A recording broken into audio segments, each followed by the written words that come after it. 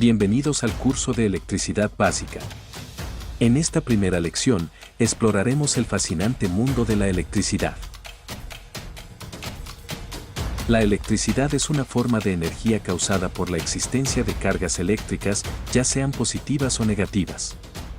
Estas cargas se encuentran en átomos, que son los bloques fundamentales de la materia.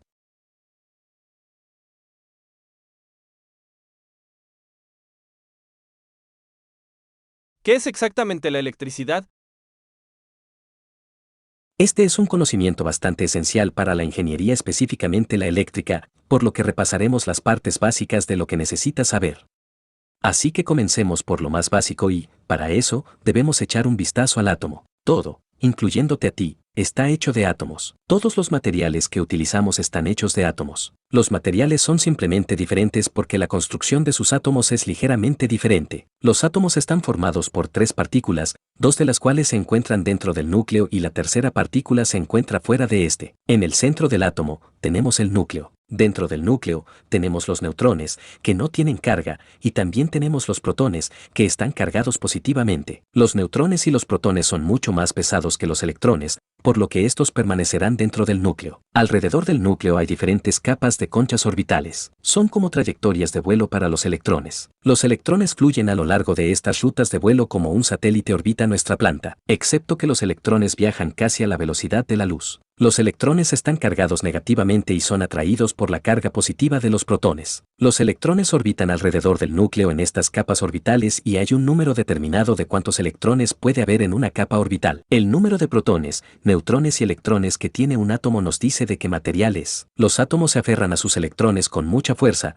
pero algunos materiales se aferran a ellos con más fuerza que otros. La capa más externa se conoce como capa de valencia, y en esta capa, algunos materiales tienen electrones débilmente unidos que pueden fluir a otros átomos. Los átomos que pueden pasar electrones se denominan conductores y la mayoría de los metales son conductores. Por otro lado, los átomos que no tienen electrones libres no pueden pasar electrones entre otros átomos, se conocen como aislantes. Y estas son materiales como el vidrio y la goma. Ahora, podemos combinar estos materiales para usar la electricidad de manera segura al tener el conductor en el centro, lo que permite que los electrones se muevan, pero rodearlo con un aislante para restringir hacia donde pueden fluir, es decir, no llevarnos a nosotros, lo que nos mantiene a salvo. Si miramos dentro de un trozo de cable de cobre a los electrones libres que rodean el núcleo del átomo de cobre, verá que los electrones libres pueden moverse a otros átomos, pero esto sucede al azar en cualquier dirección. Si luego conectamos este trozo de cable de cobre a un circuito cerrado con una fuente de energía, como una batería, entonces el voltaje obligará a los electrones a moverse y estos fluirán en la misma dirección para intentar volver a la otra terminal de la batería. Cuando digo circuito,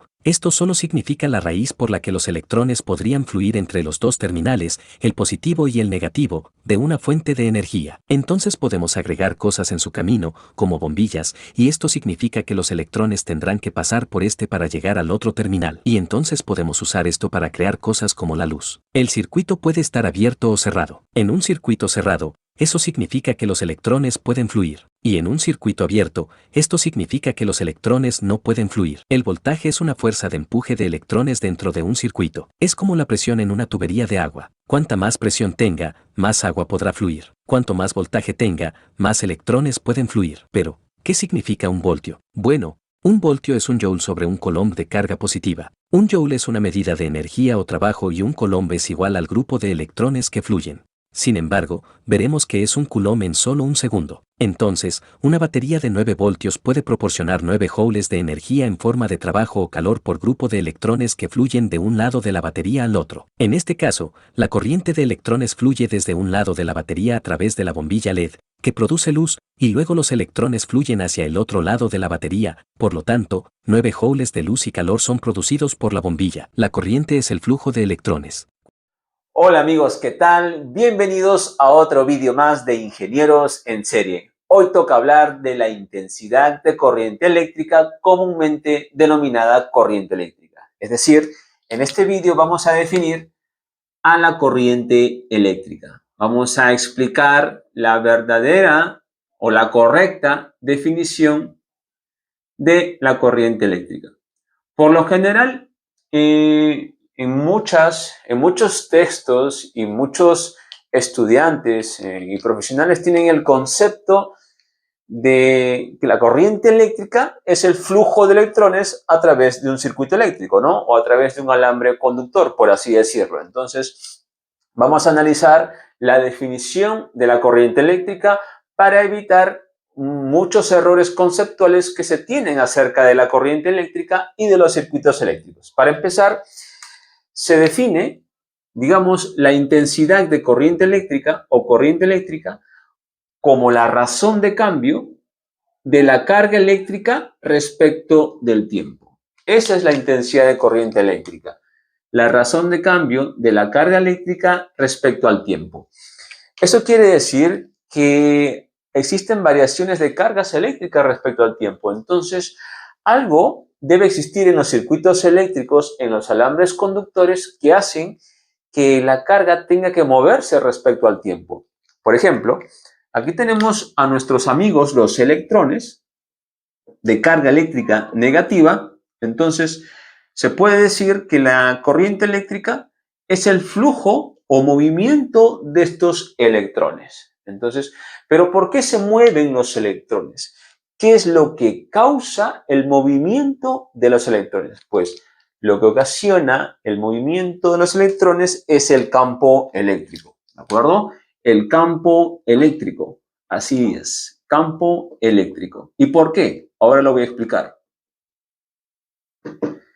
El campo eléctrico, ¿de acuerdo? Supongamos, aquí tenemos un campo eléctrico en esta dirección, ¿de acuerdo? Hacia la derecha. Tenemos un campo eléctrico que se genera hacia la derecha.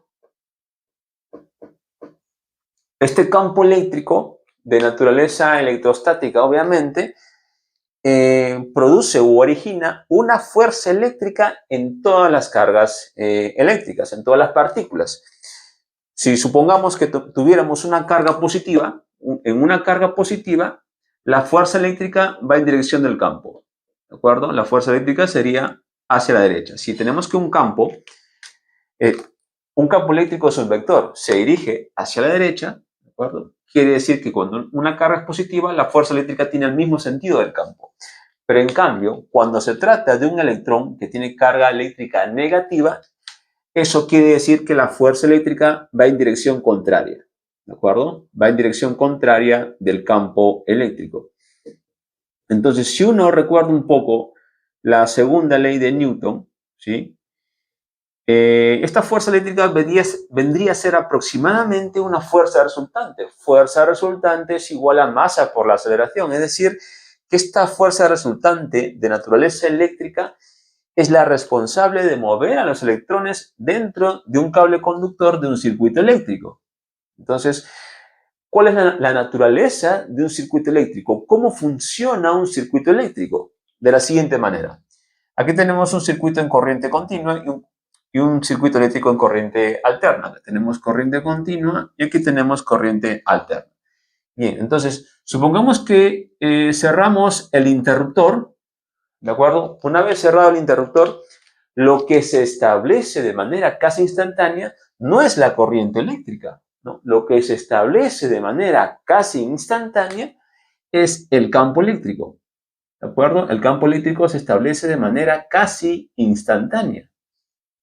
Eso, porque el campo eléctrico, al ser parte de la radiación electromagnética, parte de una onda electromagnética, pues se mueve a velocidades cercanas a la luz, ¿no?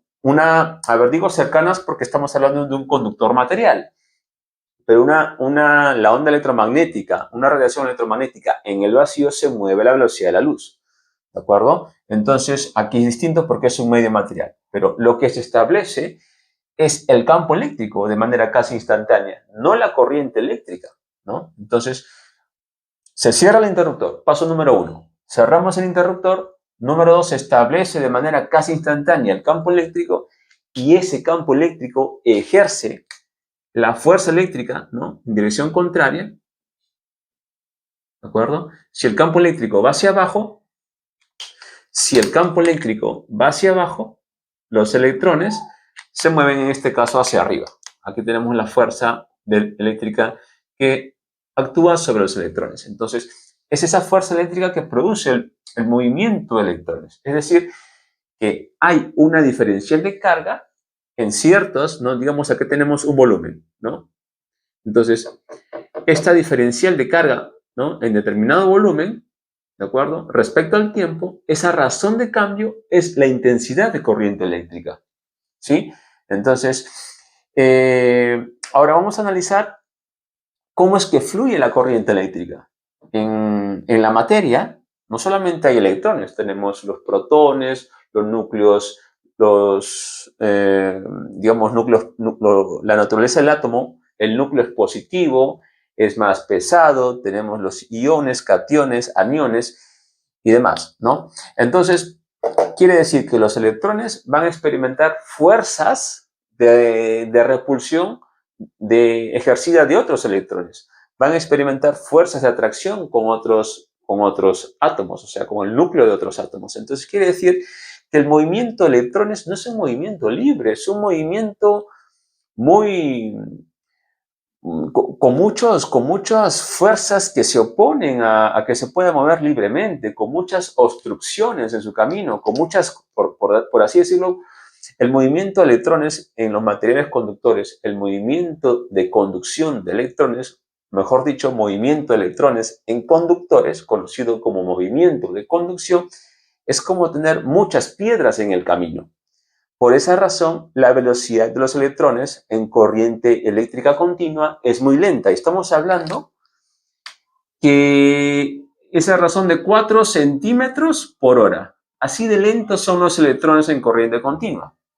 ¿De acuerdo? Entonces son 4 centímetros por hora. Pero ojo, lo que es rápido es el campo eléctrico, porque es lo que ocasiona la fuerza eléctrica que van a mover a los electrones. Entonces, el responsable del movimiento de electrones es el campo eléctrico. Ahora veamos qué sucede en corriente alterna. ¿Qué es lo que sucede en corriente alterna? Pues lo que se van a alternar son los campos. Es decir, tenemos un campo eléctrico en esta dirección y también cambia de dirección. ¿De acuerdo?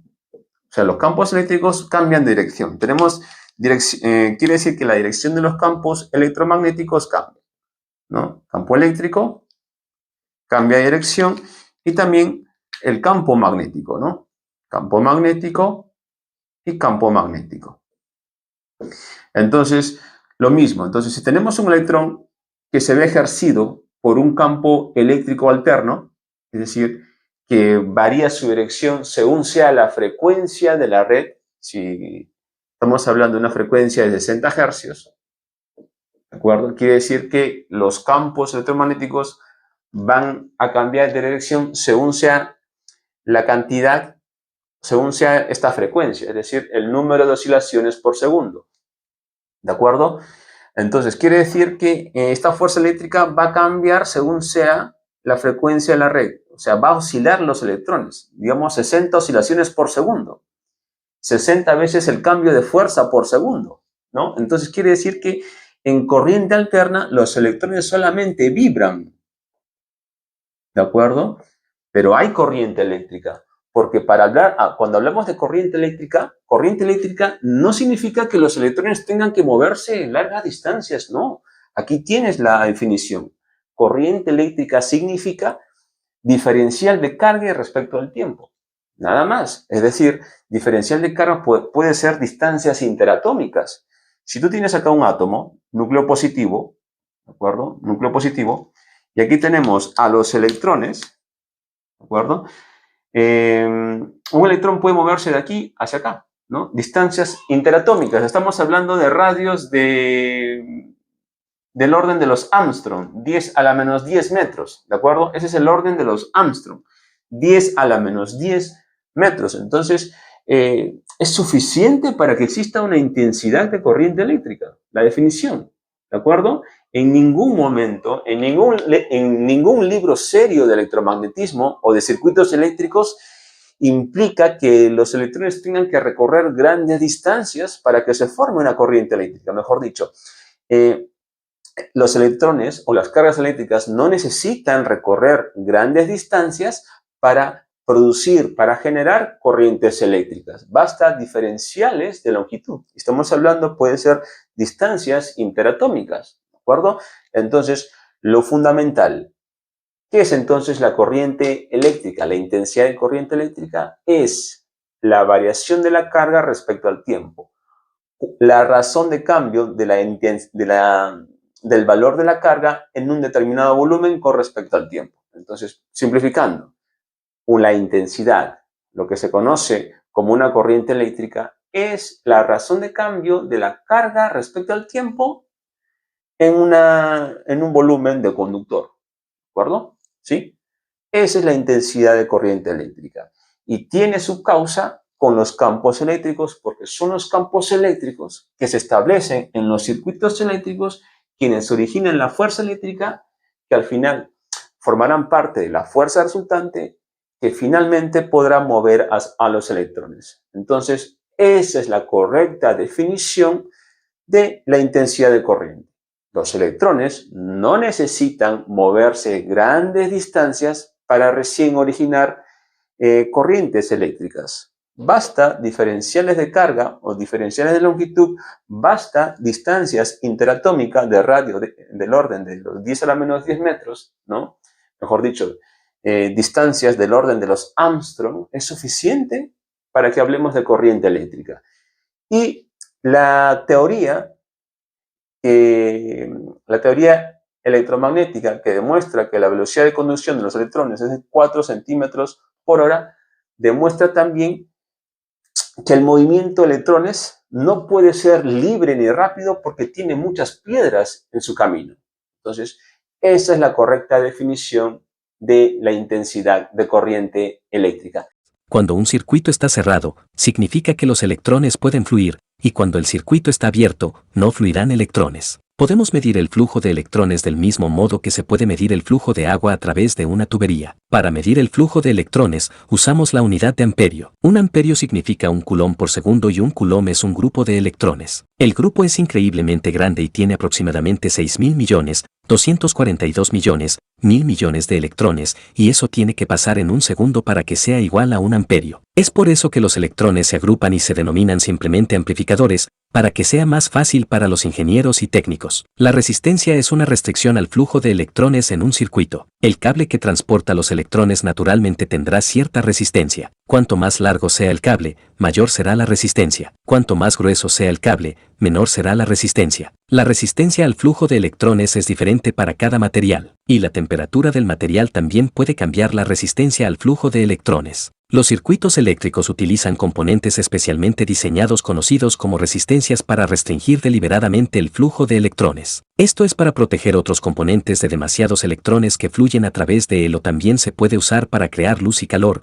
como en una bombilla incandescente. La resistencia ocurre cuando los electrones chocan con los átomos. La cantidad de colisiones es diferente de un material a otro. El cobre tiene una tasa de colisión muy baja, pero otros materiales como el hierro tendrán muchas más colisiones. Cuando ocurren las colisiones, los átomos generan calor y, a cierta temperatura, el material comenzará a producir luz y calor, que es como funcionan las lámparas incandescentes. Cuando un cable se envuelve en una bobina, generará un campo magnético a medida que la corriente lo atraviese. El cable creará naturalmente un campo electromagnético por sí mismo. Simplemente se intensifica con la bobina. Al envolverlo en una bobina, el campo magnético se vuelve tan fuerte que el mismo campo magnético comienza a afectar realmente a los electrones dentro del cable. Pero veremos por qué ocurre esto en un futuro video más avanzado. Podemos aumentar la fuerza del campo magnético simplemente envolviendo las bobinas alrededor de un núcleo de hierro. También podemos aumentar el número de vueltas dentro de las bobinas y también podemos aumentar la cantidad de corriente que pasa por el circuito. Y así es como funcionan los electroimanes y también es la base de cómo funcionan los motores de inducción. Si desea obtener más información sobre los motores de inducción,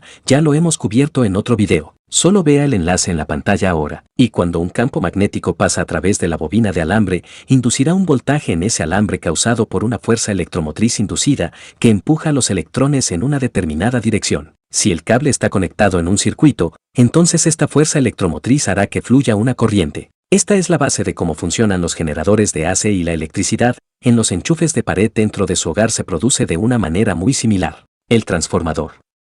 Ahora podemos combinar todos los aspectos que acabamos de cubrir y al hacerlo, veremos que podemos usar una bobina para generar electricidad y luego podemos colocar otras dos bobinas una muy cerca de la otra, pero sin que se toquen, y esto creará un transformador. El transformador inducirá un voltaje desde la primera bobina primaria hacia la bobina secundaria. Y esto obligará a los electrones a fluir si la bobina del lado secundario tiene un circuito cerrado. Ahora, lo importante del transformador es que podemos aumentar o disminuir el voltaje entre las bobinas primaria y secundaria simplemente cambiando la cantidad de bobinas en cada lado. Si necesitas obtener este aprendizaje, aquí arriba te dejamos nuestro video donde cubrimos este tema. Ahora, algo más que solo quiero mencionar brevemente es el capacitor. Un capacitor fuerza las cargas positivas y negativas a separarse a través de dos placas cuando está conectado a una fuente de alimentación. Esto provoca una acumulación o almacenamiento de electrones dentro de un campo eléctrico. Cuando se corta o interrumpe el suministro de energía, estas cargas se liberarán, fluirán hacia arriba y se encontrarán nuevamente. Esto proporciona una fuente de alimentación, pero solo durante unos segundos hasta que las cargas se hayan emparejado nuevamente. Es un poco similar a una batería, pero los condensadores son muy comunes y están en casi todas las placas de circuito. Si necesitas saber más de los capacitors, aquí arriba te dejamos nuestro video donde cubrimos este tema. Solo tenga en cuenta estos. Entonces, la última parte que quiero cubrir en este video es que hay dos tipos de electricidad actual. Eso es corriente alterna, o AC, y luego corriente continua o DC. La corriente alterna simplemente significa que la corriente fluye hacia adelante y hacia atrás en un circuito, ya que los terminales se invierten constantemente. Esto es un poco como la marea del mar. Entra y sale, entra y sale, entra y sale. Entonces hay marcha atrás constantemente. Ahora, la corriente alterna es la fuente de energía más común y los enchufes de sus hogares, edificios, escuelas y lugares de trabajo, etc., todos ellos proporcionarán corriente alterna, AC. Ahora, por otro lado, tenemos corriente continua, o DC, y eso simplemente significa que la corriente fluye directamente en una sola dirección. No es alterno. Esto es lo que se obtiene con las baterías y casi todos sus dispositivos portátiles, entonces podemos convertir AC a DC y viceversa usando electrónica de potencia. Y así es como cargamos y alimentamos dispositivos pequeños, y también es la forma en que se pueden usar los paneles solares para la generación eléctrica, porque los paneles solares producen energía de DC y nuestros hogares necesitan energía de AC, entonces tenemos que convertir esto para que sea utilizable. Tanto la AC como la DC tienen pros y contras, desarrollaremos todo esto en otros vídeos aquí en nuestro canal. Imaginar la vida moderna sin teléfonos celulares, computadoras o sin luz. Todos estos aparatos comparten una característica: utilizan la electricidad para funcionar. Sin ella, la vida tal y como la conocemos sería imposible. ¿Pero qué es la electricidad? A continuación, te lo contamos.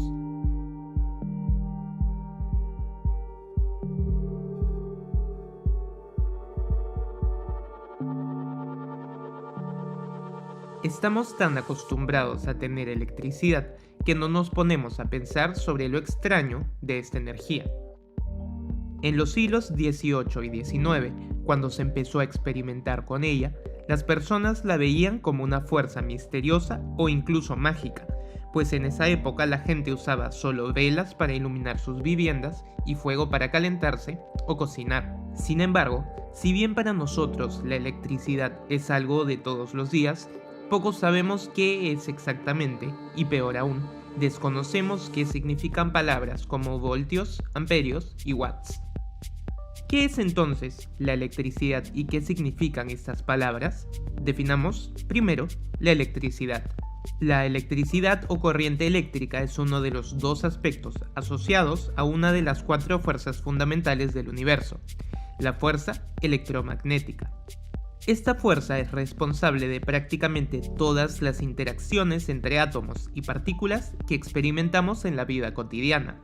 Por ejemplo, la fuerza electromagnética es la razón por la cual tu mano no puede atravesar una pared.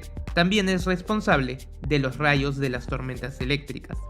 Y obviamente es responsable del funcionamiento de nuestros celulares y otros dispositivos electrónicos. Ahora, esta fuerza tiene dos formas de manifestarse. Por un lado, se manifiesta como el fenómeno del magnetismo, la razón por la cual los imanes se atraen o se repelen.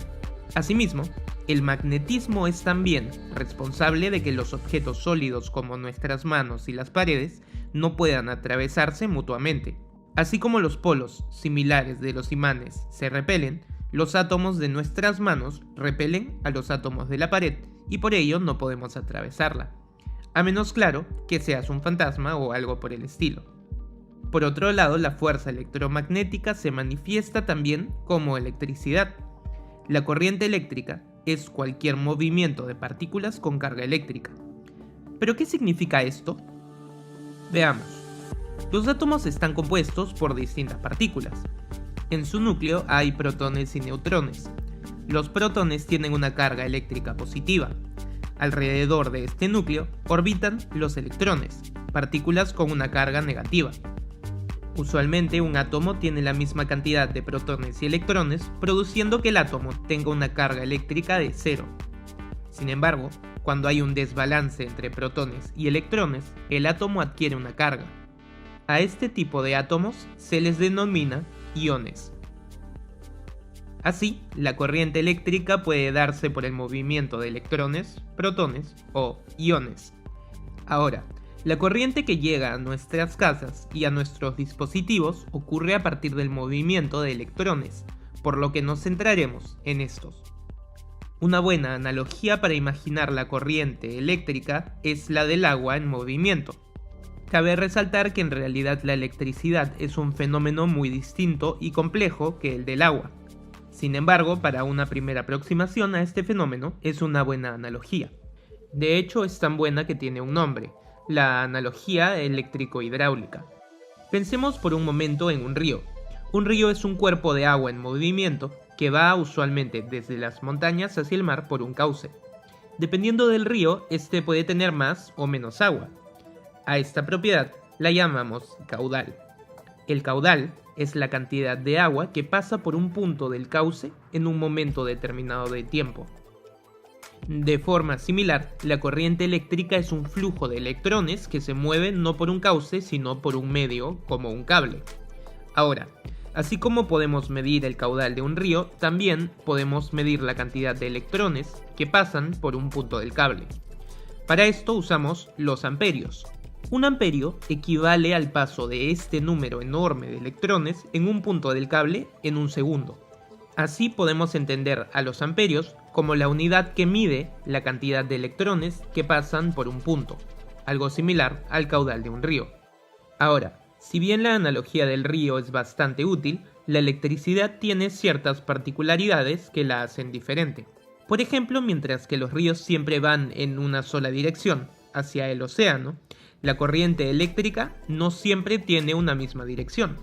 De hecho, existen dos tipos de corriente eléctricas: la continua, que es la que usan nuestros dispositivos electrónicos con baterías como los celulares, que se parece a los ríos porque los electrones van en una sola dirección. Por ejemplo, de uno de los polos de una batería al otro, como vemos en la imagen en pantalla. Sin embargo, la corriente que fluye de los tomacorrientes de nuestras casas no es continua, sino alterna. La corriente alterna cambia constantemente de dirección de un polo hacia otro. Esto sería como si un río cambiara la dirección en la que fluye, primero hacia el mar y luego hacia las montañas, y así sucesivamente. La corriente alterna tiene la ventaja sobre la continua de poder transmitir potencia por distancias más largas, sin una gran pérdida de esta por la resistencia. Por ello, este es el tipo de electricidad que llega a nuestros hogares. ¿Pero qué es la potencia y la resistencia? Veamos. La resistencia es una propiedad que tiene todo circuito eléctrico y se refiere simplemente a la oposición al movimiento de los electrones. Así como un río con piedras tiene una mayor resistencia al movimiento del agua que un río sin piedras, los circuitos eléctricos tienen propiedades que dificultan el paso de los electrones. La resistencia depende de muchas variables. Una de estas, por ejemplo, es el material por el que pasa la electricidad. El aluminio tiene más resistencia al flujo de electrones que el cobre. Otro factor importante es la distancia. A más distancia que recorren los electrones, mayor será la resistencia en su movimiento. De hecho, la resistencia juega un papel fundamental en muchos de nuestros aparatos. Por ejemplo, el material del filamento de una bombilla eléctrica o las resistencias de una estufa están diseñadas para impedir el paso de los electrones.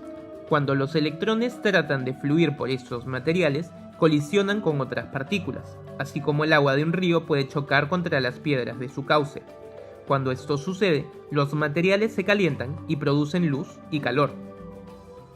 Ahora, Para saber qué es la potencia de un circuito eléctrico, es necesario entender qué es el voltaje, que se mide en voltios. Nuevamente, para entender este concepto, podemos recurrir a la analogía del agua. Imaginemos dos cañerías por las que pasa la misma cantidad de agua hasta una ducha, solo que una es más delgada que otra. ¿Qué pasaría? El agua que sale de la ducha con la cañería más delgada tendría más presión y sentiremos que sale más fuerte. Algo similar ocurre con la corriente eléctrica. Podemos pensar el voltaje como la presión que tiene la corriente que pasa por un circuito eléctrico. A mayor presión, mayor voltaje. Veamos ahora la potencia. En ciencia e ingeniería, la potencia es la cantidad de trabajo o energía transferida en un determinado momento. ¿Qué significa esto? Volvamos a la analogía del río. Imaginemos dos ríos, uno más grande y con mayor caudal y otro más angosto con menos caudal, pero con una presión mayor. Ahora imaginemos que en ambos ríos hay un molino de agua. ¿Sería posible que ambos molinos giren con el mismo ritmo a pesar de que los ríos son diferentes? Sí. ¿Por qué? Porque el río más angosto, a pesar de tener una menor cantidad de agua, ejerce mayor presión. Así, ambos ríos ejercen la misma potencia. La corriente eléctrica, así como la corriente de un río, también tiene una cantidad de potencia o energía. Esta se mide en watts y la obtenemos al multiplicar el voltaje de un sistema eléctrico, medido en voltios, por la corriente, medida en amperios. Así podemos imaginar la corriente como el flujo de electrones que pasa por un medio.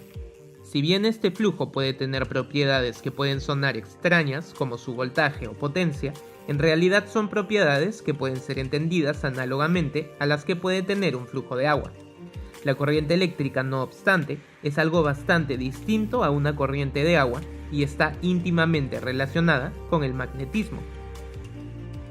Sin embargo, eso lo veremos en otros videos.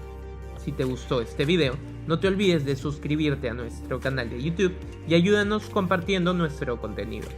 ¿Qué son los circuitos eléctricos? Y bien, para empezar a entender todo este hermoso curso de los circuitos eléctricos, lo esencial es entender cómo funcionan. Y para ello es necesario saber cómo funciona la electricidad. ¿Qué significa realmente la electricidad? A ver, por lo general, la palabra o el término electricidad está asociado, por ejemplo, a los fenómenos naturales como las tormentas eléctricas o rayos eléctricos. También está asociado a las cargas eléctricas y a la densidad de corriente eléctrica o simplemente corriente eléctrica. Pero si te pones a pensar un segundo, todos esos términos asociados vendrían a ser las consecuencias, ¿no? O sea, no podemos partir o pretender definir la electricidad a partir de las consecuencias, porque la corriente eléctrica es una consecuencia. Un rayo o tormenta eléctrica viene a ser una consecuencia. La electricidad se trata de entender las causas que lo ocasionan. En este caso, ¿qué es lo que ocasiona la electricidad? ¿Cuál es la causa de la electricidad? Y bien, la electricidad viene a ser el resultado de la interacción de los campos eléctrico y magnético sobre la materia. Eso viene a ser la electricidad. Y te voy a poner un sencillo ejemplo. Mira, la materia, es decir, digamos aquí tenemos un circuito eléctrico, ¿perdón? El alambre conductor, el cable, ¿sí? Es materia, en este caso metálico, posee electrones libres, eso vamos a denominar materia, ¿sí? Las cargas eléctricas, en este caso electrones, ¿sí? Ellos poseen un movimiento natural, que es el movimiento térmico, que es 10 a la 6 metros por segundo, ¿sí? Pero aún no hay un movimiento de conducción, ¿sí? O sea, no podemos hablar de electricidad sin movimiento de conducción. Y el movimiento de conducción no se origina de la nada. Debe existir algo que empiece a, digamos, a originar el movimiento de conducción. Entonces, para que los electrones empiecen a moverse, es necesario una fuerza que impulse en ese movimiento, ¿sí? Esa fuerza es de naturaleza electromagnética, ¿sí? mejor dicho, una fuerza de naturaleza eléctrica. En este caso, debemos entender entonces que la consecuencia vendría a ser el campo eléctrico que origina esa fuerza. Cuando nosotros cerramos un circuito mediante el interruptor, lo que se establece de manera, digamos, exagerando, casi instantánea, es el campo eléctrico por todo el conductor. ¿Sí? ¿De acuerdo? No entiendan la electricidad como si los electrones fueran pelotas que avanzan una detrás de otra. No, no, no, no. O sea, el electrón no va de aquí hacia aquí a producir la electricidad. Los electrones ya se encuentran aquí en los conductores, ¿sí? La bombilla funciona porque los electrones ya se encuentran en la propia bombilla. Los electrones no tienen que ir de aquí hacia aquí. Entiendan que la electricidad viene a ser, por así decirlo, lo primordial de la electricidad es analizar cuál es la causa que produce el flujo electrónico que al final de cuentas va a iluminar o va a hacer que la bombilla se ilumine. Entonces, por ejemplo, esta bombilla incandescente, esa luz, ese calor es gracias al efecto Joule. Pero ese efecto Joule es producido por la interconversión entre la energía cinética de los electrones en calor. ¿Estamos de acuerdo? Pero algo debe generar la energía cinética, algo le debe dar movimiento a los electrones. Efectivamente, es el campo eléctrico que se establece en todo el circuito. ¿De acuerdo? Aquí tenemos una carga eléctrica, una fuerza eléctrica, ¿de acuerdo? Mejor dicho, un campo eléctrico produce una fuerza eléctrica en dirección contraria porque el electrón tiene carga negativa, ¿sí? Esa energía cinética producida sobre los electrones en la bombilla son los electrones que ya se encuentran en esta bombilla, ¿sí? Por eso es que la luz se hace casi instantánea. Tú cuando prendes o cuando cierras, prendes un circuito, cierras el interruptor, pues la bombilla se prende casi instantáneamente. Es porque el campo, al ser una onda electromagnética, en conductores viajan a velocidades aproximadas a la luz, por eso es que la consecuencia es casi instantánea, porque el campo eléctrico se establece rápidamente y ejerce esa energía cinética sobre esas cargas que ya se encuentran aquí. Los electrones no necesitan ir de aquí hacia aquí. Ojo, entonces, tienen que entender que la electricidad viene a ser, ¿sí?, una consecuencia de la interacción electromagnética sobre la materia. En este caso hablamos de materia como el grupo de electrones que se encuentran en los conductores. Y también pueden ser los cationes, ¿no?, o las cargas positivas. Y hablamos de interacción electromagnética porque también influyen los campos magnéticos. Una vez que ya una carga eléctrica adquiere un movimiento, ¿sí?, se produce a su vez un campo magnético. Entonces, no se olviden que la energía de un circuito va a depender siempre de dos variables: del campo eléctrico y del campo magnético. Ambos dan la energía eléctrica, ¿sí? Ambos dan la energía eléctrica. Uno no puede ser independiente del otro. Por eso están la famosa tercera y cuarta ley, ¿sí?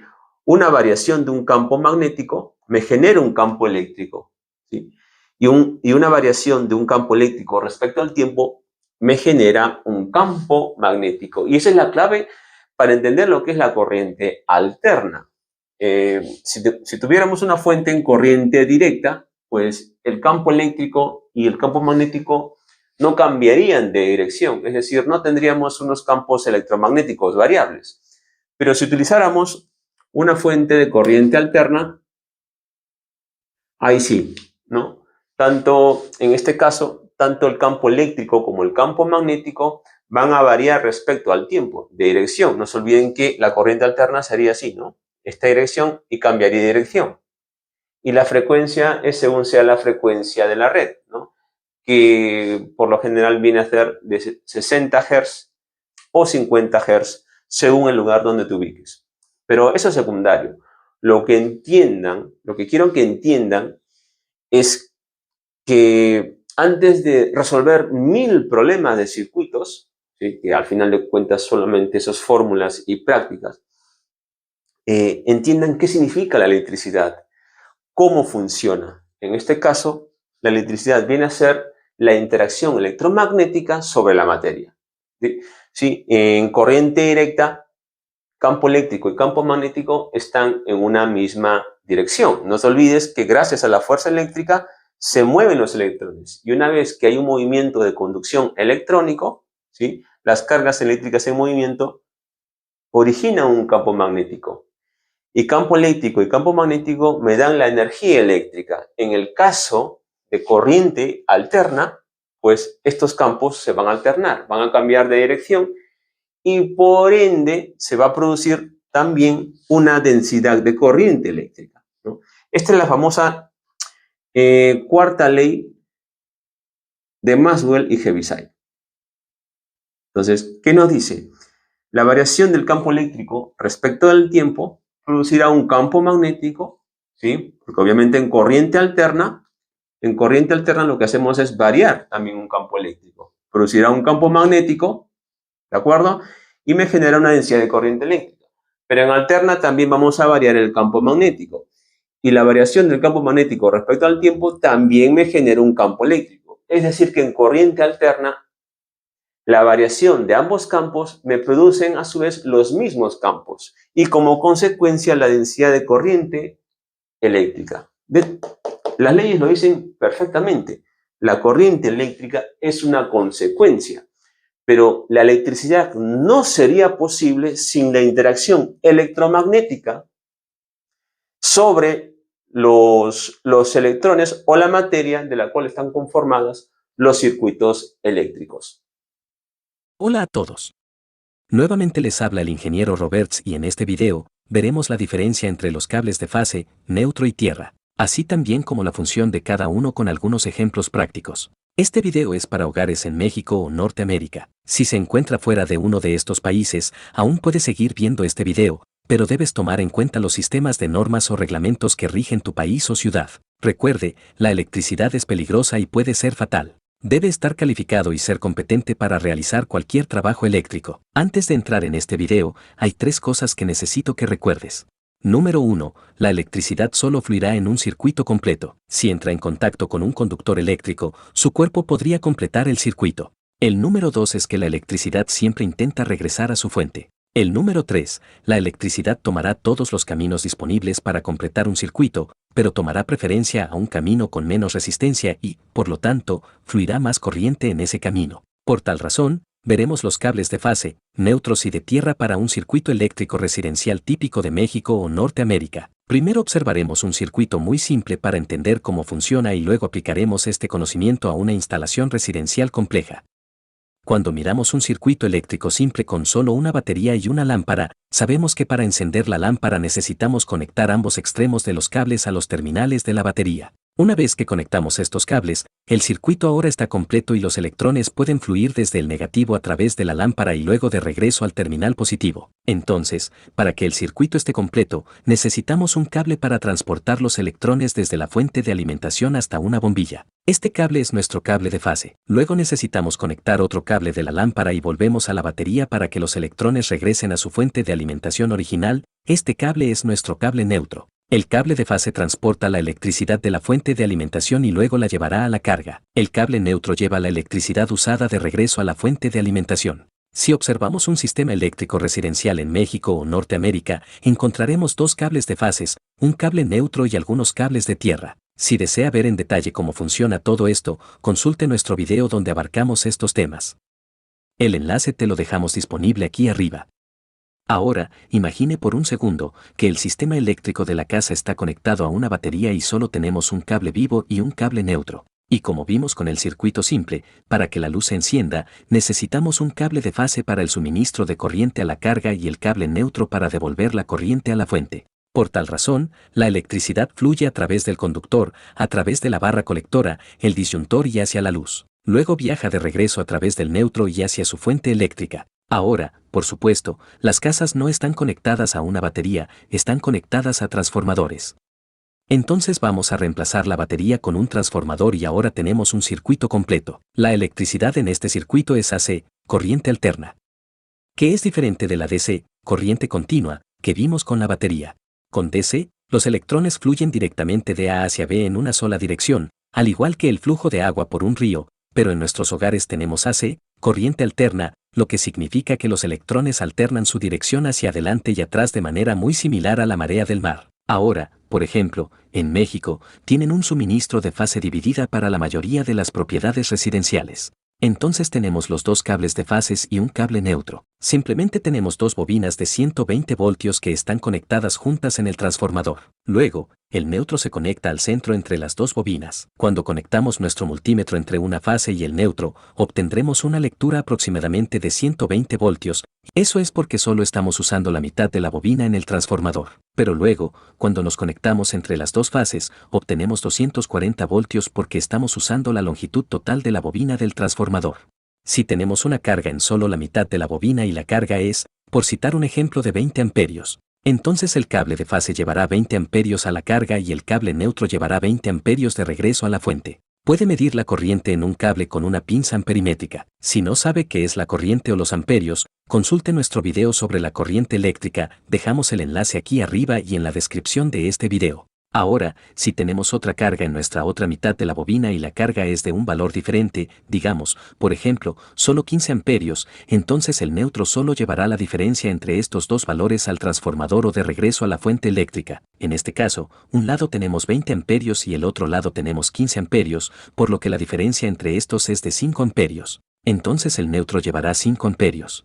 ¿A dónde va el resto de esto? Bueno, pasará a través de los dos cables fases. Y esto es lo que tenemos en la mayoría de los casos porque hay múltiples circuitos con diferentes cargas en la propiedad residencial. Sin embargo, si tuviéramos una carga en ambas bobinas y son de igual valor, digamos, por ejemplo, 15 amperios cada una, entonces no habrá corriente fluyendo en el cable neutro. Fluye hacia adelante y hacia atrás por los dos cables de fases entre la carga y la fuente. Eso es porque es AC, corriente alterna, y el transformador está conectado al centro con un neutro. Entonces, mientras una mitad se mueve hacia adelante, la otra mitad se mueve hacia atrás y la corriente fluirá hacia el otro circuito en lugar de regresar a través del neutro. Con suerte, eso no te ha confundido demasiado. Si es así, no se preocupe demasiado por ahora, lo cubriremos en un video más avanzado. Entonces, los cables de fases llevan la corriente eléctrica desde el suministro a la carga y los cables neutrales llevan la corriente eléctrica de la carga y de regreso al suministro. Entonces, ¿qué hace el cable de tierra? El cable de tierra, en condiciones normales de funcionamiento, no transportará corriente eléctrica. Este cable solo transportará corriente eléctrica en caso de una falla a tierra. Con suerte, este cable nunca se utilizará de otra manera en toda su vida. Solo está ahí para una ruta de emergencia para que la electricidad regrese a la fuente de energía en lugar de pasar a través de ti. El cable de tierra en la mayoría de los casos es un cable de cobre desnudo, no está aislado, pero en algunos casos está cubierto con un aislamiento verde. Este cable tiene una resistencia muy baja, por lo que la electricidad preferirá viajar por él porque es más fácil y puede regresar más rápido. Ahora, si volvemos al circuito simple con una batería y una lámpara, si ahora ejecutamos otro cable y lo pasamos desde el terminal positivo hasta la lámpara y lo conectamos al metal del portalámparas, entonces este es efectivamente nuestro cable de tierra. Como puede ver, no se usa para transportar electricidad. Si el cable de fase toca la carcasa de metal, la electricidad ahora fluirá a través del cable de tierra. Si el cable de fase está conectado tanto al neutro como a tierra, ahora fluirá a través de ambos cables de regreso a la fuente. Pero como el cable de tierra tiene menos resistencia, entonces fluirá más corriente a través de él. Cuando la electricidad encuentra una manera de salir de su circuito y regresar a la fuente a través de una forma diferente a la del cable neutro, esto se denomina falla a tierra. Al regresar a la casa, la electricidad fluye a través del cable de fase hacia la luz y luego regresa a través del neutro. Si el cable de fase toca la carcasa de metal, la electricidad ahora fluirá a través del cable de tierra. El cable de tierra tiene una resistencia muy baja, lo que provoca un aumento enorme e instantáneo de corriente que disparará el interruptor. Por lo tanto, conectamos los cables de tierra a cualquier cosa que pueda potencialmente convertirse en una ruta potencial para que la electricidad salga de su circuito, como las tuberías de metal, las placas de metal y los interruptores de luz y las salidas de las cajas. También necesitamos ejecutar uno para el enchufe porque a menudo nuestros electrodomésticos están hechos de metal o están cubiertos con una carcasa de metal, como lavadoras y microondas. Cuando miras un tomacorriente y un enchufe, verás que hay una terminal para la fase, una terminal neutral y una terminal de tierra. La carcasa de un equipo eléctrico calentador está conectada a un cable de tierra en el cable que va al enchufe a través del receptáculo y regresa al panel para evitar una descarga eléctrica. Ahora, digamos que estás afuera sin zapatos y el suelo está húmedo. Si toca un cable de fase, podría completar el circuito y la corriente puede pasar a través de ti para volver al suministro. En este caso, la resistencia será muy alta. Por tal razón, es posible que la corriente no sea lo suficientemente alta como para activar automáticamente el interruptor y cortar la energía. Es probable que esto conduzca a la muerte de la persona. Afortunadamente, tenemos el tomacorriente GFCI o el disyuntor GFCI. GFCI por sus siglas en inglés, Ground Fault Circuit Interrupter. Vamos a ver una versión de disyuntor, pero básicamente funcionarán igual. Este disyuntor GFCI se conectará tanto al cable de fase como al neutro del circuito, por lo que podemos monitorear los cables y asegurarnos de que la corriente que corre en el cable de fase del circuito sea igual a la corriente que corre en el cable neutro del circuito. Si la corriente no es igual en estos dos cables, claramente está fluyendo de regreso a la fuente a través de otra ruta, por lo que decimos que tenemos una falla a tierra. El disyuntor se dará cuenta de esto y girará rápido y automáticamente para cortar la energía y apagar el circuito. Conectado al panel principal, encontraremos un alambre de cobre grueso que conduce a una varilla de tierra. Una varilla de tierra está enterrada en el suelo afuera cerca de la propiedad. Esta varilla no se utiliza para fallas a tierra. Su propósito es disipar la electricidad estática y los altos voltajes externos, como los rayos. También hay una varilla de tierra conectada al neutro en el transformador. Mucha gente piensa que durante una falla a tierra la electricidad fluye a través de la varilla de tierra hacia la tierra. Ahora, recuerde que la electricidad intenta regresar a su fuente, no solo entra en la tierra. A menos que haya una varilla de tierra en el transformador, entonces existe una ruta potencial para que la electricidad regrese a la fuente, pero esta ruta tendrá una resistencia de impedancia muy alta, y como sabemos, la electricidad tendrá preferencia sobre el camino de menor resistencia. Como ya tenemos un cable de tierra de muy baja resistencia que proporciona un camino directamente de regreso a la fuente, la falla a tierra tomará esta ruta en su lugar. Cuando se trata de rayos, la fuente de los rayos es esencialmente la tierra. Entonces, el rayo siempre está tratando de regresar a su fuente, que es la tierra.